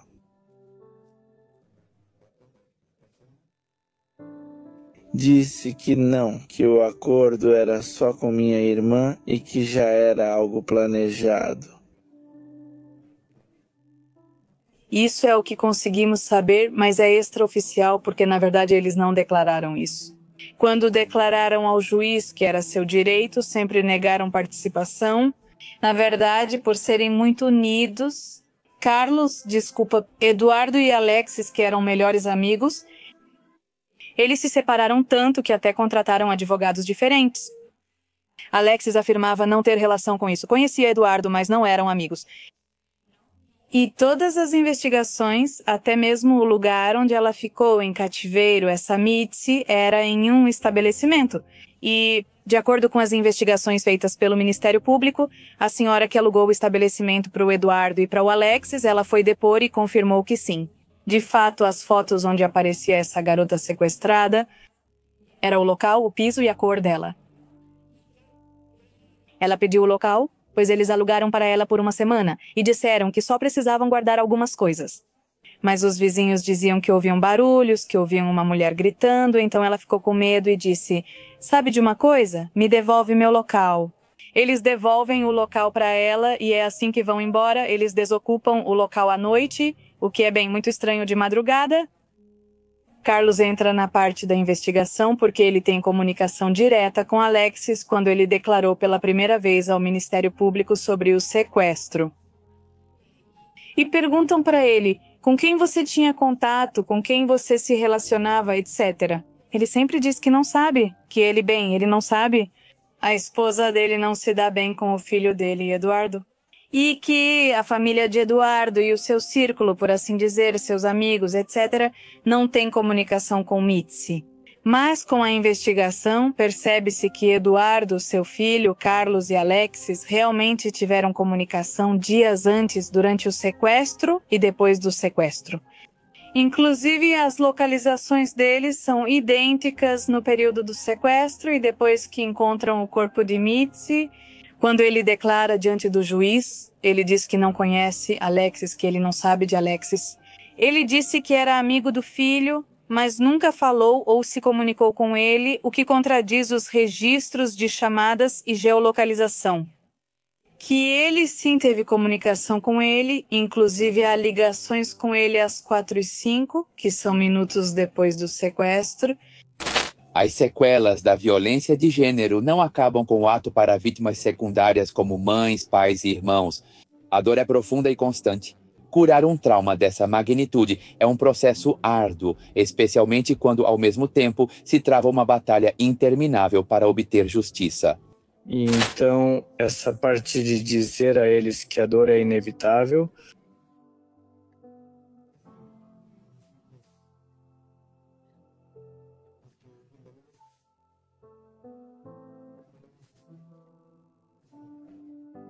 temos que aprender a viver com isso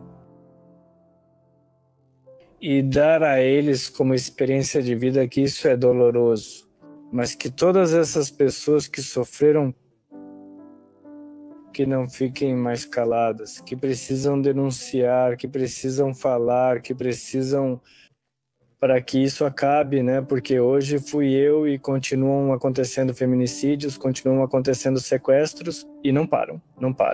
E precisamos nos unir como seres humanos para ajudarmos uns aos outros. Hoje foi a minha vez. Ainda posso estar nesse processo doloroso, mas precisamos seguir em frente. Eu ainda tenho 2 filhos, tenho uma esposa. E então seguir em frente e continuar podendo apoiar. E mais do que tudo, agradecer a essa Associação de Mulheres Inquebráveis que nos apoiou desde o momento em que me ofereceram ajuda.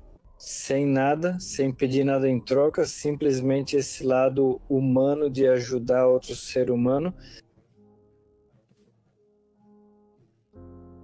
Porque é muito difícil. É muito difícil viver com isso. Porque você nunca vai esquecer, e menos ainda do jeito que as coisas aconteceram. Mesmo que passem os anos, os dias, para mim é como se tivesse acontecido ontem. Porque eu não consegui esquecer.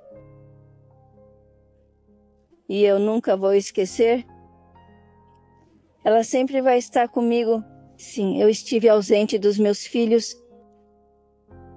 Sim, e do menor também.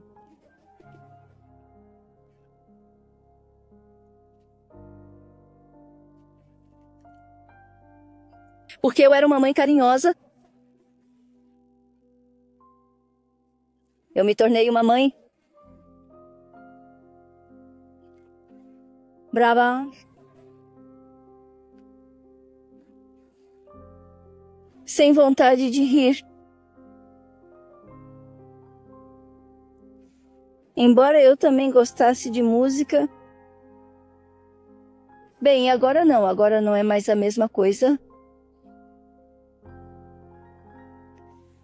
Porque uma parte de mim se foi.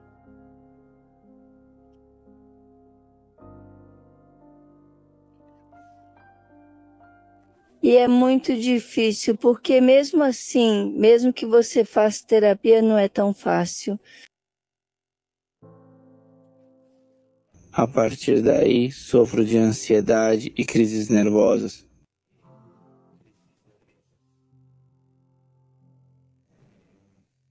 Tenho dificuldade para respirar e às vezes meus braços ou pernas ficam dormentes. Bem, isso vai ser um processo bastante longo, já que faz parte da minha vida e é uma pessoa que eu amei muito. Eu a considerava como uma segunda mãe para mim. Então, sim, é bastante difícil de superar. Bem, agora é trabalhar duro na parte psicológica e espiritual, porque vocês já passaram pelo processo que tinham que passar e agora vem o próximo processo. Justamente, eu sempre falo com elas que justamente se chama Mulheres Inquebrantáveis. E o símbolo é o diamante, porque a diferença entre o carvão e o diamante é o processo. E esse é um processo pelo qual qualquer pessoa pode passar. Essa profundidade, essa diversidade, esse tempo de dor, esse espaço onde você sente que a pressão, não há mais nada para a sua vida. Também chega o tempo, e esse tempo que chegou para eles é um tempo já de cura e de fortalecimento. Através da associação, vamos trabalhar muito duro. E como eu dizia há pouco para a família, agora vem a parte em que eles, sua história, sua dor, precisam passar pelo processo de transformação para muitas outras famílias. Mesmo com o tempo e as feridas cicatrizando, certas perguntas continuam no ar como uma sombra que não se dissipa. Por que isso aconteceu? O que fez alguém destruir uma vida e marcar uma família para sempre? Nós nunca entendemos o momento em que Carlos, o companheiro de Mitzi, decide participar do sequestro. Nós acreditamos porque realmente é algo que ficou como uma incógnita muito forte. Sabemos que ele teve comunicação com Alexis, que é a pessoa que realmente cometeu, quem matou Mitzi, quem realizou essa conduta, porque isso foi o que eles declararam. No entanto, Carlos, não sabemos em que momento ele decide fazer isso, porque, segundo os pais, dizem que eles tinham uma boa relação. Sim, ele era meio estranho, mas em nenhum momento jamais souberam por que Carlos planejou e teve comunicação com os sequestradores, porque assim está a comunicação horas antes do sequestro. Então, isso sim, nos mostra que Carlos realmente planejou, apoiou e executou todas as atividades para que Eduardo e Alexis pudessem sequestrar Mitzi. Ou seja, ele fez parte do planejamento. Eu diria que não desejo nenhum mal a ele, porque ele sabe que tem uma filha, sabe que tem um filho, não desejo isso para ele. Só posso dizer a ele porque com tanta crueldade mataram a Mitzi, porque a Mitzi, ela sofreu. Ela, quando fizeram a necrópsia e tudo isso, né, o que tem que ser feito, as causas da morte dela tiveram que esfaqueá-la porque ela não podia morrer. Porque se alguém que... Porque Mitzi gostava dele, o amava, porque foi o preço, se simplesmente ele já não queria mais ficar com ela. Bastavam algumas palavras para dizer a ela que talvez o ciclo deles como casal tinha acabado. Por que as coisas tiveram que acontecer assim? Por que as coisas tiveram que terminar nesses extremos? Porque não foi só a morte da minha filha, isso afetou outras pessoas, como meu filho, como uma esposa, como outro pequeno que eu tenho, que a procura, continua procurando por ela. Eles não tinham nada a ver com esse assunto ou com essa raiva. Não sei, esse ódio dele pela minha filha, ele nunca vai me contar o motivo. Não, nunca. Não, simplesmente nunca pensou que ele também tinha família, que ele tem família, e eu não desejo nenhum mal para ele, não desejo nenhum mal para a família dele. Que tomara que ele possa encontrar essa tranquilidade e essa paz. Porque o que ele fez não entra na minha cabeça. Eu não consigo compreender essa maldade, esse ódio, né? Não consigo compreender como ser humano. Porque por mais que eu possa odiar uma pessoa, por mais que eu possa estar bravo com uma pessoa, não consigo conceber e simplesmente, bem, ele procurou onde está, ele simplesmente procurou por isso. Eu acho que se nos colocarmos na perspectiva de Mitzi, na forma como ela percebeu o seu sequestro, podemos perceber que, primeiro, eles tiveram que matá-la porque ela sabia quem eram, ou seja, ela conhecia seus sequestradores. Uma e duas, ela sempre confiou na pessoa que mais amou, que foi Carlos. Quando Mitzi se desvia para uma entrega do pacote do que ela tinha que fazer, acreditamos que foi Carlos quem pediu para ela ir até a casa do filho dele por algum motivo, porque um dos negócios dele ficava muito perto dali. E foi assim que aproveitaram para sequestrá-la, para privá-la da liberdade. Eu acho que Mitzi deve ter levado um choque muito grande. Perceber que a pessoa que ela mais amava foi quem a traiu e que depois ajudou para que fizessem mal a ela. Mitzi ficou em cativeiro desde o dia 17 de novembro até mais ou menos o dia 1º ou 2 de dezembro. Por que sabemos disso?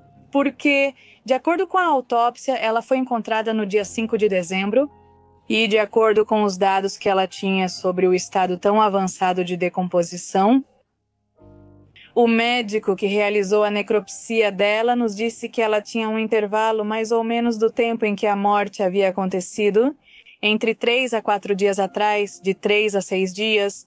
Ele nos dizia, então, provavelmente ela pode ter falecido no dia 1º de dezembro. Felizmente é o que consideramos, a menos que a autoridade federal determine outra situação. Consideramos que eles, já com a sentença que têm, que são 140 anos, já não tenham nenhum tipo de benefício para sair, nem por bom comportamento ou outra situação. O crime de sequestro, com a qualificadora agravante de ter ocorrido a morte da pessoa, impede qualquer benefício às pessoas. Ou seja, desde o 1º ano até o 100º, 40º, eles têm que estar privados de sua liberdade cumprindo esse processo. Já foi realizada uma primeira revisão na 2ª instância, que é perante o Tribunal de Apelação, e eles decidiram confirmar a sentença. Ou seja, consideraram correta a atuação do juiz e a avaliação das provas, mantendo a sentença condenatória. Eles ainda têm um recurso pendente, possivelmente um mandado de segurança. Consideramos improvável uma mudança na situação jurídica deles. Imaginem como toda a nossa felicidade desmorona por tanta maldade que fizeram com a Mitzi quando ela não devia nada para essas pessoas.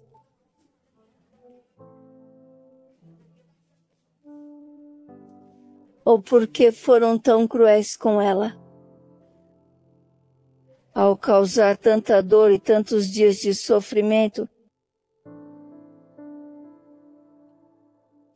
estar cativa. E no final, como tiraram a vida dela? De forma tão cruel, brutalmente, como deixaram ela. Nós consideramos que esse caso é muito especial, o da Mitzi, porque, felizmente para a família, primeiramente conseguiram encontrá-la após seu desaparecimento, embora não da forma que desejavam. Em segundo lugar, foi reclassificado do crime de desaparecimento. Levamos a um sequestro que inclusive tem alguns traços de feminicídio. Por quê? Porque dentro da conduta que foi realizada, uma das pessoas envolvidas era seu parceiro. E a forma como ela morreu, inclusive a exposição do corpo dela em um lugar público, a maneira como ela morreu, foi muito violenta. No entanto, consideramos que esse caso teve esse sucesso. Primeiro, principalmente por causa das pessoas e da família dela. Depois de alguns dias, que evidentemente foram mais de 10 dias, eles ficaram enganados. Com Carlos, que pedia para eles não declararem, que não informassem nada às autoridades, tiveram coragem de levantar a voz e dizer: não, sim, é melhor eu ir às autoridades. É melhor eu decidir denunciar e perder um dia inteiro, mas sim, eu denuncio, né? E segundo, ela se aproximou de uma associação, que é Mulheres Inquebrantáveis, que são imparáveis quando se trata de continuar com uma situação constante, seguir com a verdade e fazer com que tudo venha à tona, né? E em terceiro lugar, os senhores jamais desistiram, tiveram esse interesse, mesmo com a dor de continuar o processo.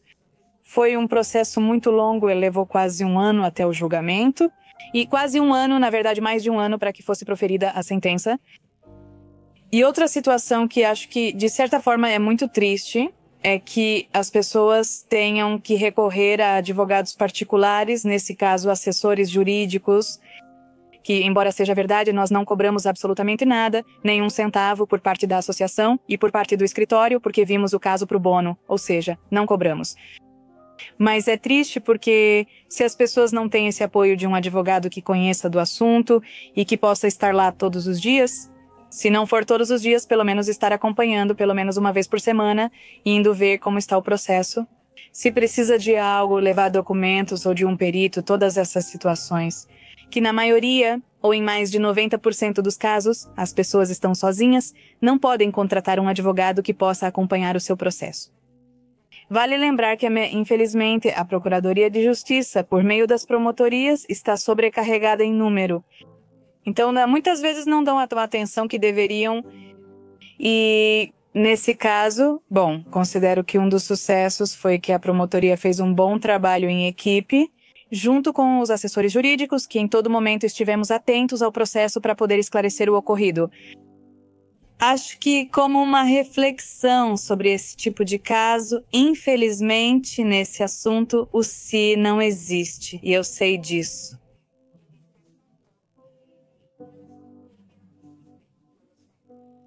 Mas é importante que todos entendamos que não é normal permitir que uma menor de idade fique com uma pessoa muito mais velha. Eu entendo e às vezes acho que romantizamos o fato de que minha avó se casou aos 14 anos. E olha o tipo de casamento de mais de 50 anos que eles tiveram. E infelizmente aqui, e acho que já conversamos sobre isso com os senhores de forma muito respeitosa, eles mesmos dizem isso, não é? Talvez eu realmente poderia ter impedido minha filha de ficar com o Carlos, não é? Na verdade, havia quase 20 anos de diferença entre eles. E talvez por falta de informação, eles nem sabiam que poderiam ter denunciado Carlos por estupro por equiparação. Isso quer dizer que uma menor de idade, mesmo consciente de ter relações com uma pessoa maior de idade, embora não seja uma criança, também não é uma adulta. Mas ela ainda não tem esse raciocínio bem formado para aceitar ou não essa intervenção na sua saúde sexual. Acho que é importante que todos saibamos que não podemos permitir esse tipo de relação, a menos que não envolva nada sexual ou algo do tipo. Ainda assim, a diferença e a assimetria de poder são grandes. O fato de uma pessoa ser muito mais velha, mais experiente, com muito mais vivências, coloca a outra em uma situação de desvantagem. Primeiro por ser mulher, depois menor de idade e também pela inexperiência. Acho que nesse assunto o se não existe. Mas, se Mitzi tivesse sido, ela teria se separado de Carlos, não teria continuado esse relacionamento com ele. Acredito que não teríamos chegado ao ponto em que estamos, infelizmente, após sair da audiência com uma sentença tão pesada. 140 anos, eu refletia com a senhora Lupita e eu dizia para ela, eu sei que com essa sentença não devolvo a sua filha. E depois, refletindo eu pessoalmente, junto com a associação e junto com o escritório de advogados, apontávamos que, neste caso, ninguém ganhou porque a família de Mitzi ficou sem ela. E a família dos sequestradores, que na verdade são 3, o pai e o filho, estão na prisão. E o outro rapaz tinha 21 anos e servia ao exército mexicano. E ele também tem família. E, infelizmente, aqui se dividiram em 3 famílias, né? Aqui ninguém ganhou, infelizmente. Então, acho que às vezes também é importante olhar para os amigos, né? Até mesmo com quem você anda. O parceiro com quem você está, os amigos com quem você está, podem te levar a um lugar muito profundo ou ao topo de uma montanha, né? Cabe a nós decidir onde queremos estar. Mas agora quero dizer, através dos meios de comunicação, que todas as mães cuidem de seus filhos, de suas filhas.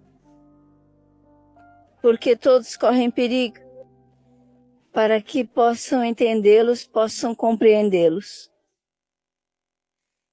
e se virem algo estranho neles, que tenham toda essa confiança para poder conversar com eles. Ainda mais com as meninas, que contem com seus pais. Em contar tudo o que acontece com uma. Se tiverem um parceiro, um namorado, que conversem sobre isso, que não fiquem caladas, para que não passem pelo que Mitzi passou, para que possamos levantar a voz. Claro que sim, através dos nossos números, através das nossas redes, estamos em todas as redes, Facebook, Instagram. Somos Mulheres Inquebrantáveis, Esmeralda de Luna. E lá imediatamente tem a opção para o WhatsApp. Você pode nos localizar diretamente. E, obviamente, também através dos advogados, que nesse caso é o jurídico Cervantes, que cuida de todos os casos que em algum momento eles vão nos passar o número de telefone e que saibam que nós podemos acompanhá-los e não apenas acompanhá-los. Eu acho que viver o processo em conjunto muitas vezes alivia muito mais o peso. Para qualquer tipo de situação, acho que é importante que possam se aproximar de qualquer pessoa que conheça algum tipo de problema. Seja de violência de gênero, violência familiar, intrafamiliar, até mesmo de situações criminais. Nesse caso, quando vítimas, é importante saber que existem muitas associações que apoiam as pessoas em todas as etapas. Entre elas, vocês podem nos encontrar nas redes sociais como Mulheres Inquebráveis no Facebook, no Instagram, no TikTok e diretamente no ícone que diz WhatsApp. A partir daí, vocês serão direcionados diretamente para falar conosco. Eu estou no Facebook como Carla Cervantes e também vocês podem nos procurar como Cervantes e Associados. Estamos em Toluca e o escritório em Metepec, ambos no estado do México. E sem maiores formalidades, nós podemos trabalhar em qualquer parte da República e em qualquer parte do estado do México. Lembre-se que, se você chegou até este ponto do vídeo, seria de grande ajuda para mim se você se inscrevesse. Segundo as estatísticas do YouTube, a maioria que vê este vídeo não está inscrita, então sua inscrição ajudaria muito. Se você foi vítima de crime ou injustiça e quer aparecer em um vídeo, escreva para o e-mail correio@pepemistério.com.méxico. No Facebook estou como Pepe Mistério e no Instagram como Pepe Mistério México ou Pepe Mistério Documentários.